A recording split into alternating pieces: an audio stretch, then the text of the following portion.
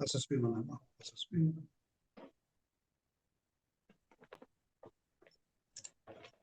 SSP already exist है ना।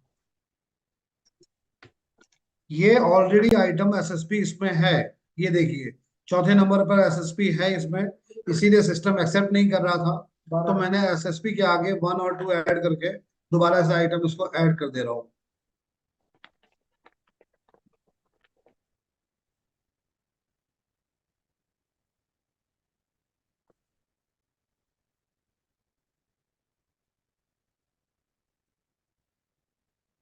ये देखिए, हमने जो जिसको हमने सेव किया था वो एसएसपी 12 पे आ चुका है आइटम यहाँ पे, और इसके ऊपर 2.5% की जीएसटी लागू हो गई है।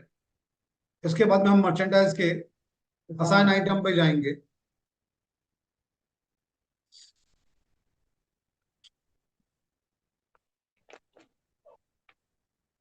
ये यहाँ पे आपको दिखाई दे रहा होगा, मेरा एसएसपी 12 नहीं आया है यहाँ पे, बाकी सब कुछ आ गया है। हम यहाँ से इसको ऐड कर लेंगे। नहीं, असाइन करना।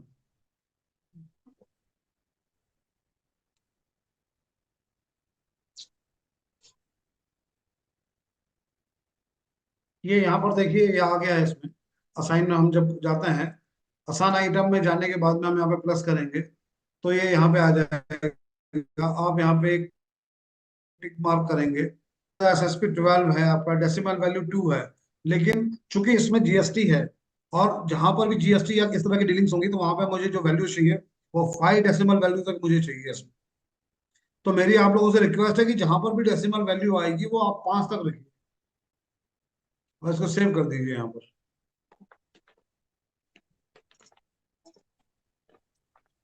यही तो कह रहे थे हम। उसके बाद में हम आते हैं ओपनिंग स्टॉक पे। कई पैक्स के अंदर जो भी आपने ओपनिंग स्टॉक पहले दे रखा है वो ऑटोमेटिकली बाय डिफॉल्ट आपको यहाँ पर शो होगा। आप दोबारा ध्यान से सुन लीजिए, जिस भी पैक्स ने ऑलरेडी अपना ओपनिंग स्टॉक दिया हुआ है उनका स्टॉक ऑलरेडी यहाँ पे शो होगा। ठीक है। अगर फिर भी अगर आपको लगता है कि हमें कुछ ओपनिंग स्टॉक में ऐड करवाना है, आप यहाँ से उसका ऐड करवा सकते हैं। ओपनिंग बैलेंस वगैरह डाल के आप यहाँ से उसको, क्या यूनिट रेट होगा उसको आप ऐड कर सकते हो यहाँ।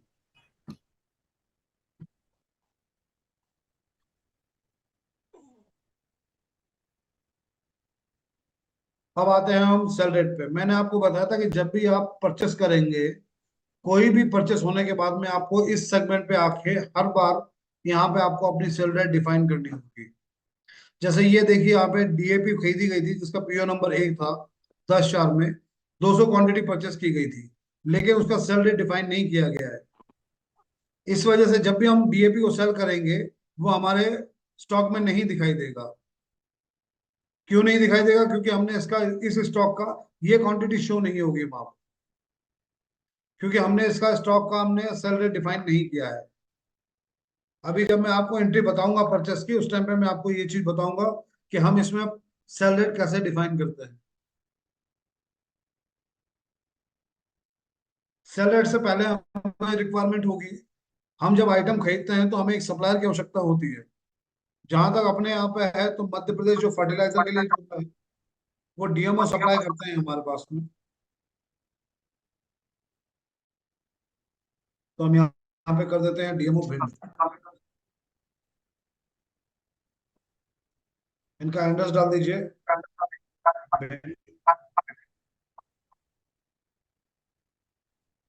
मध्य प्रदेश।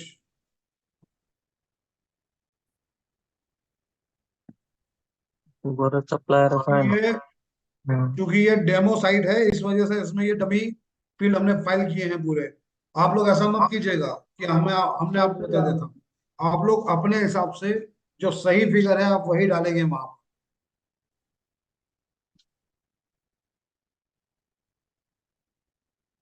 मैं आप लोगों को फिर बता दे रहा हूँ, ये डमी है, ये आपके सिर्फ ट्रेनिंग पर्पस के लिए है। इसकी एंट्रीज को सीरियसली ना लेते हुए आप लोग अपनी अपनी एंट्रियां बिल्कुल सही करेंगे। एंट्री स्लो हो लेकिन गलत नहीं होनी चाहिए। एक एंट्री गलत होने का मतलब है कि आप 2.5 गुना टाइम बर्बाद कर रहे हैं, क्योंकि पहले आप एंट्री गलत करेंगे, फिर आप वो नोटिस करवाओगे, उसके बाद में फिर उसके बाद सॉल्यूशन आएगा, तब वो एंट्री फिर आपको दोबारा करनी पड़ेगी या उसका सॉल्यूशन आएगा आपके पास। हमने वहां पे सप्लायर ले लिया था, अब हमें सप्लायर बिंड को असाइन करना है।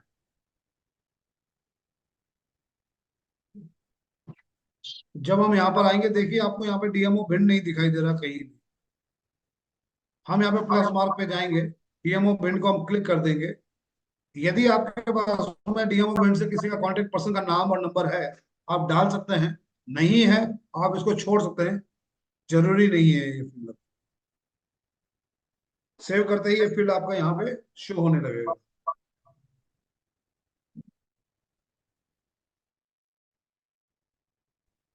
डीएमओ भिंड किया गया है आपके पास। ये है आपका कॉन्फ़िगरेशन पार्ट। जब ये पार्ट आप कंप्लीट कर लेंगे, तब आप सक्षम हैं अपना स्टॉक परचेस करने में और स्टॉक सेल आउट करने में, मर्चेंडाइज में। अब हम बात करते हैं मर्चेंडाइज मॉड्यूल की।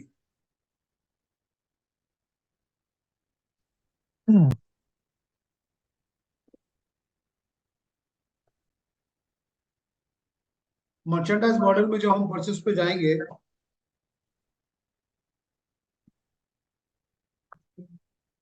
आप यहाँ पर जाओगे, यहाँ पे आपको पीओ नंबर आपका 1 देखने को मिलेगा। चूंकि यहाँ पे 5 परचेसिंग हो चुकी है, इसलिए यहाँ पे पीओ नंबर 6 आएगा। आप चाहते हैं तो आप यहाँ पे अपना नंबर ऐड कर सकते हैं, वाट एवर जो भी आपका नंबर आप डालना चाहते हैं उसमें।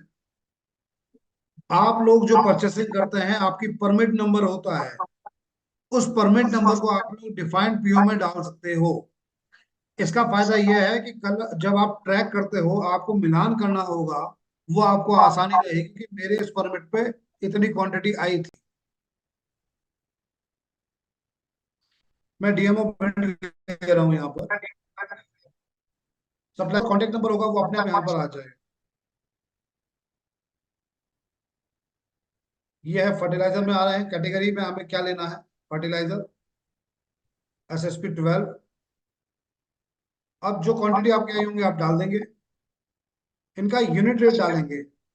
यहां पर ध्यान रखिए, जिन बंदों का विदाउट, जिस बंदे ने, जिस पैक में अपना पैक में जीएसटी इंप्लीमेंट करवा रहे हैं, वो यहाँ पे आइटम विदाउट जीएसटी लेंगे।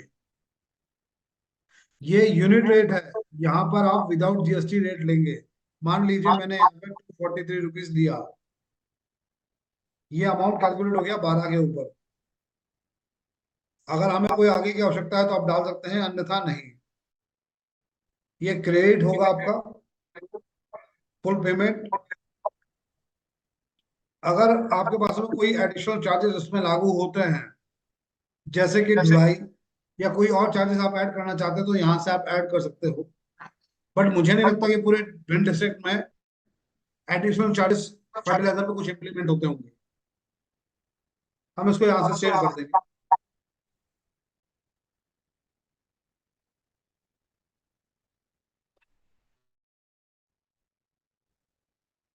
ये आपका यूनिट रेट पूरा पूरा 2916।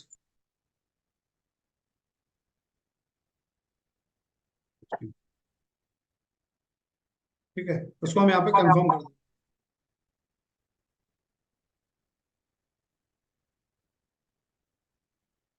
डाटा सेव हो जाएगा, हम यहाँ पे इसका सेल रेट पे, ये ऑटोमेटिकली पॉपअप करेगा, आपको सेल रेट पे ले जाएगा। ये देखिए, हमने SSP 12 हमने लिया था, 12 क्वांटिटी परचेस करी थी। अब ये बोल रहा है कि इसकी सेल रेट डिफाइन कीजिए। जब हम यहाँ से डिफाइन सेल रेट पे जाएंगे, 1/4 की डेट पे है, तो सारे के डेट पे है, अभी 1/4 करते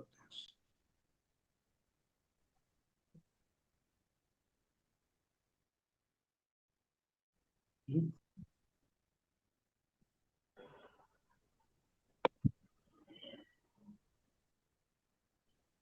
ये यहाँ पे आ गया पीओ नंबर 6। ये देखिए, SSP 12 हमने लिया था।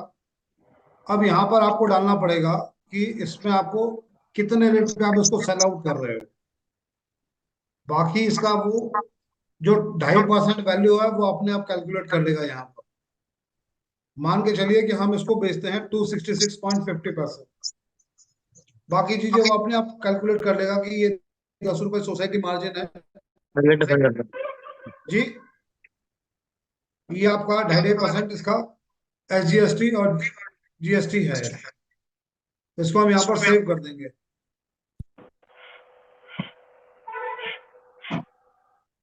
जी जी।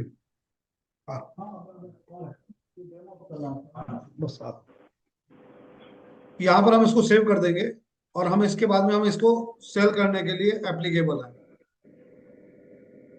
ये हो गया एक पार्ट। इसमें आपको एक बात और ध्यान रखना है, जब मर्चेंडाइज में हम सेल करेंगे, ये सेल इनकम्प्लीट है, तब तक इनकम्प्लीट रहेगी जब तक मैं इसका सॉरी, जब ये परचेस तब तक इनकम्प्लीट रहेगी जब तक मैं इसका परचेस वाउचर क्रिएट नहीं करूंगा। इसका परचेस वाउचर जरूर क्रिएट करना है आपको यहाँ पर आके। मैं गोडाउन नहीं की क्रेडिट था। ये सैनिटरी हेड से आपका फर्टिलाइजर जब भी होगा, यहाँ से होगा, या आप देख लीजिएगा आपकी सोसाइटी में अदर डिपॉजिट से ले रहे हैं तो उसकी बैच जनरेट हो जाएगी। क्योंकि ये बैच जनरेट करना इसलिए जरूरी है कि आप खाद किसको बांट रहे हैं, ये यहाँ से ट्रैक होगा, सेटल डाउन होगा ये बैच वहां। अब देखिए आपकी ये क्वांटिटी आई थी, इतना आपका अमाउंट था। हम इसको सेलेक्ट कर देंगे और इसको हम सेव कर देंगे। ये आपका परचेस वाला पार्ट यहाँ पर खत्म हो जाएगा। अब मान लीजिए कि मुझे ऐसा महसूस होता है कि मेरी ये एंट्री गलत है। अगर ऐसा मुझे महसूस होता है कि मेरी एंट्री गलत हो गई है, तो इस एंट्री में मुझे पहले तो आपके डैशबोर्ड पे जाके, पेंडिंग वाउचर में जाके, यहाँ पर ऑल वाउचर्स को व्यू करूंगा। यहाँ पे मुझे वो मेरा एंट्री दिखाई देगा। एसएस में मैंने 12 खरीदी थी। तो सबसे पहले मुझे यहाँ से इसको डिलीट करना होगा। फिर मुझे जाके मर्चेंटाइज में परचेस कैंसिल करनी होगी।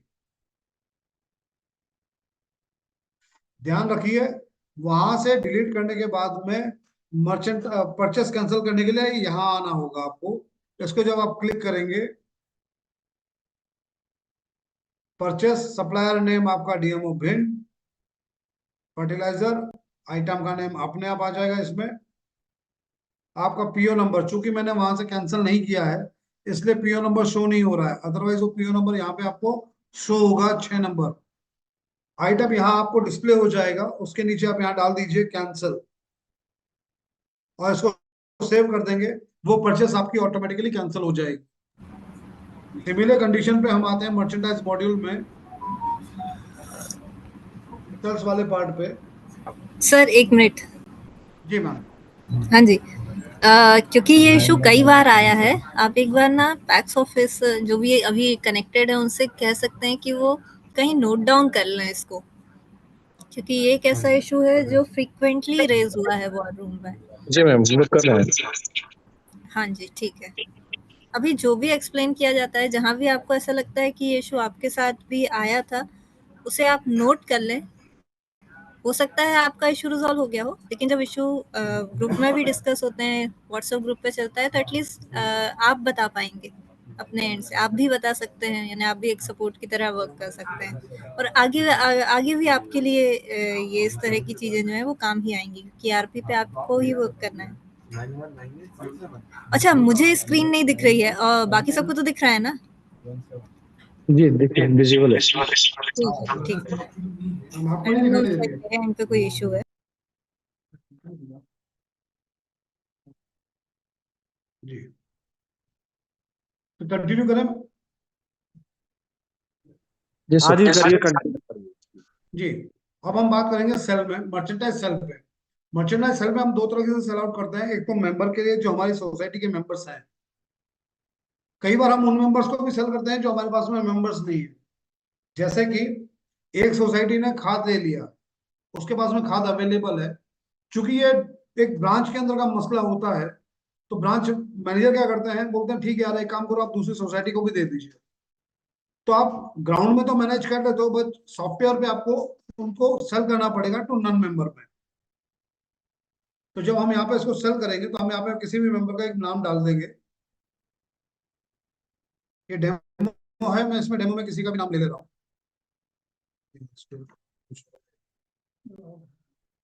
हाँ ओके ओके जी। अब देख लीजिए, मैं ये उमा शंकर जी को सेल आउट कर रहा हूँ। आइटम में मैं फर्टिलाइजर सेल कर रहा हूँ। कई लोकेशंस में सीड्स भी सेल होते हैं, पेस्टिसाइड्स भी सेल होता है, तो इस चीज का ध्यान रख लीजिए। अब ये जो क्या है, जो बिल बुक नंबर है, ये बिल बुक नंबर वो है जो आप लोग अपना वो बनाते हैं, क्या बोलते हैं उसको, सोसाइटी जो अपना बिल क्रिएट करती है, जो एक तरह से इनवॉइस होता है सोसाइटी का जिसमें हम खाद बेचते हैं। ये नंबर डेफिनेटली आप लोग डालिए, इससे आपको ट्रेस करने में बहुत आसानी होगी। कल किसी की एंट्री गलत हो गई है, आपको पता चल जाएगा मैंने इसकी एंट्री गलत करी है।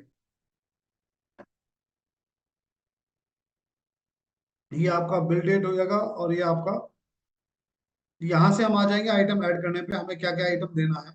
मान लीजिए कोई मेंबर है जिसको हमने पहले यूरिया दे दिया है एक, फिर हमने किसी को डीएपी दे दिए हैं 4, किसी को हमने एसएसपी दे दिया है 3। इसी ढंग से इसको ऐड करते जाएंगे। अब मान लीजिए मैंने यूरिया यहाँ गलती से ले लिया था एक, मैं इसको डिलीट कर दूंगा यहाँ से।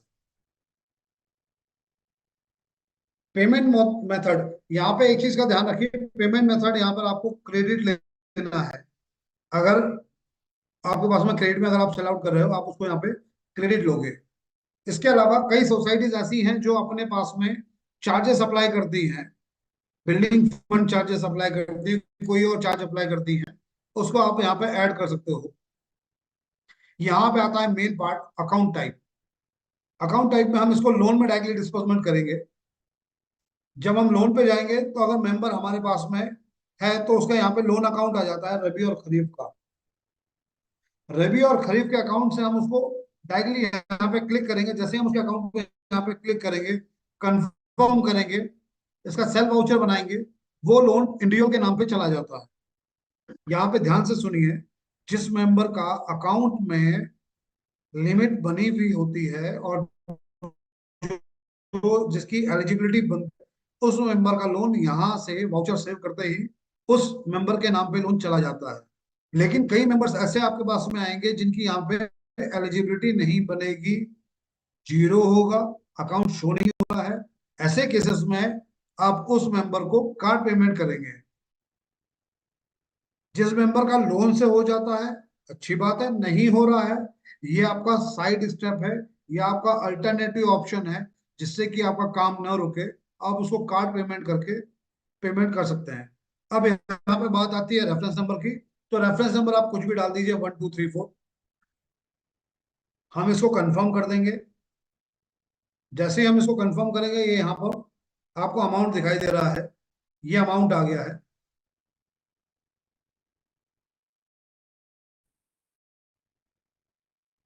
ये देखिए इसमें, इसमें ये देखिए जब हमने डाला था एसएसपी 12 पे, इसका ये जीएसटी कैलकुलेट हो चुका है। जबकि ऊपर वाला जो आइटम था डीएपी, इस पे हमने वहां पे जीएसटी नहीं डाला, तो उस पे जीएसटी नहीं लगा है। तो जीएसटी में विशेष ध्यान रखिएगा, क्योंकि जीएसटी में कई बार अमाउंट मैच नहीं होता है। यहाँ पे आके आपका अमाउंट होगा 800 रुपये होगा, या 798 रुपीज होगा, ये 89 पैसा आके रुक जाएगा। ये आपको थोड़ा सा कष्ट देगा यहाँ पर, तो उसको आप यहाँ से एडजस्ट कर सकते हैं। 5 डिजिट इसी के लिए आपको दिए गए हैं। यहाँ पे आप अमाउंट को ठीक कर सकते हैं, 253.58213, ऐसा आप कर सकते हैं उसको। उस हिसाब से अमाउंट अपने आप एडजस्टमेंट होना शुरू हो जाएगा। इसको हम यहाँ पे सेव कर देंगे। जैसे हम इसको सेव करेंगे, ये वाउचर आपका सेव हो जाएगा। ये हो चुकी है, ये आपके सामने आ जाएगा सेल। और इसके बाद में हम इसका बना देंगे सेल वाउचर। सेल वाउचर में जाके हम इसमें सेल कर देंगे godown 1, payment mode credit.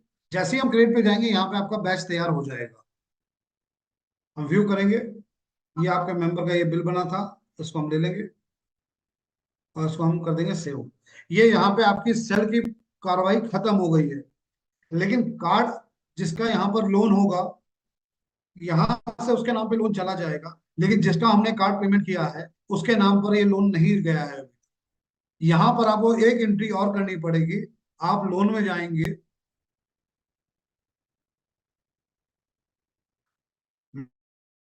Loan disbursement में जाएंगे,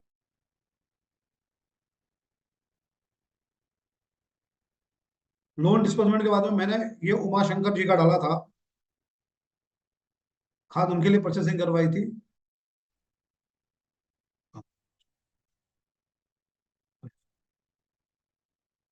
फिर आगे लिखे ना, नहीं आ रहा इसमें उमा शंकर।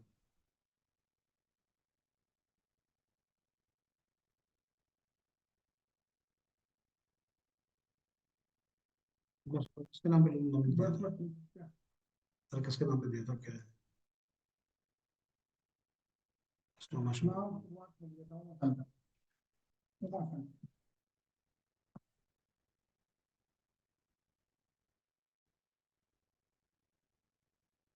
आगे भी है।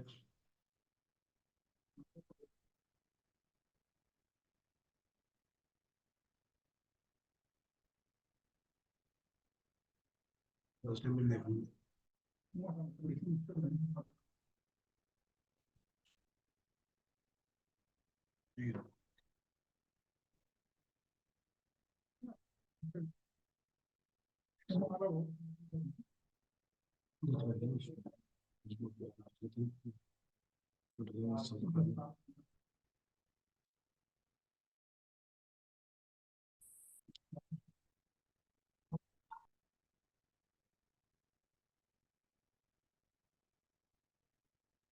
उमा शंकर का नाम पे गए नहीं होंगे, बैच जनरेट हो गई है।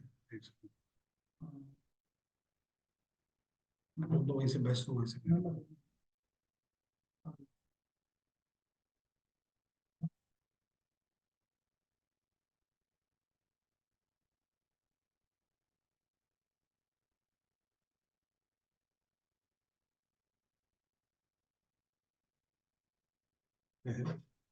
1 4 0।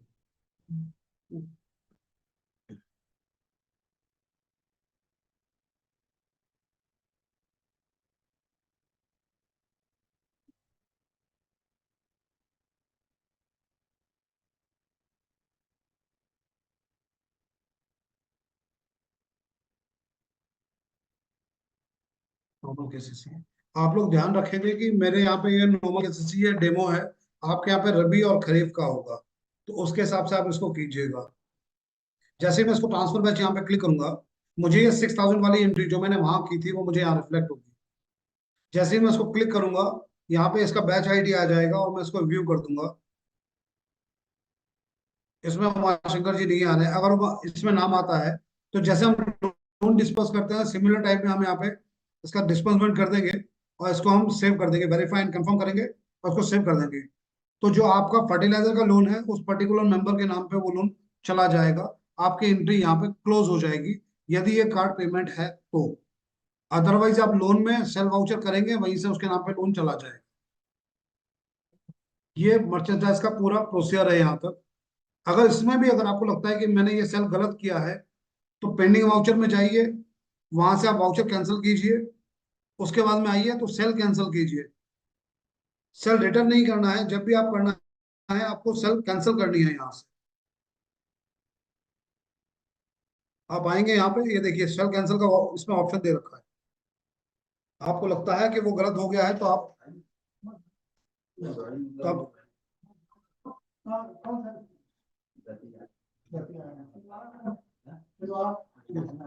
तो ये यहाँ तक है। यहाँ तक के मर्चेंडाइज के अंदर किसी को कोई प्रॉब्लम?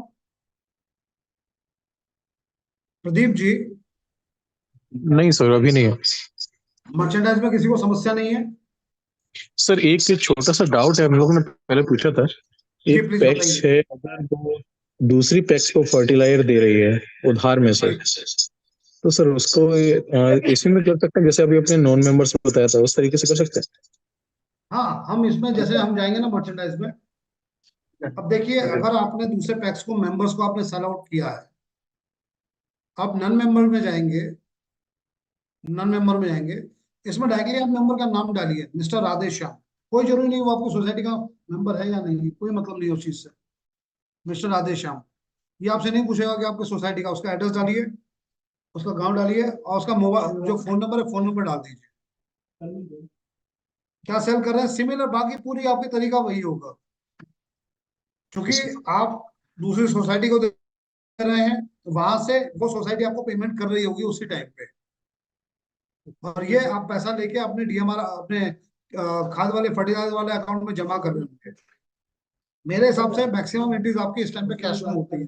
अगर फिर भी किसी का कैश क्रेडिट में होता है तो आप क्रेडिट कार्ड पे इसको कर सकते, क्रेडिट बेस पे इसको कर सकते। Okay sir. जी। मर्चेंडाइज में किसी की कोई प्रॉब्लम नहीं है ना no sir. Sandeep ji? Merchandise का इशू क्लियर है ना आपका?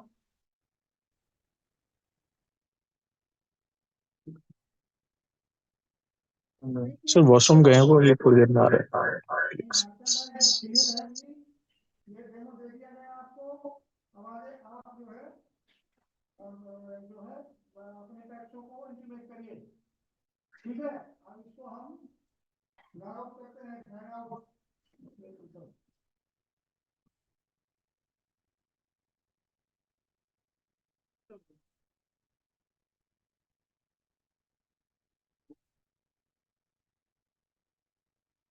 कोई